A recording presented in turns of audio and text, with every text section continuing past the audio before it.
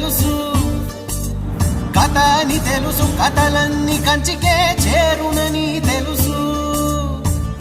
తెలుసు తెర తొలుగుతుందని, తెలుసు తెల్లారుతుందని, తెలుసు ఈ కట్టె పుట్టుకుమంటదని, తెలుసు ఈ మట్టి మట్టిలో కలిసిపోతదని. ఎన్ని తెలిసి ఇరకాటంలో పడిపోతావు ఎందుకని? మాయ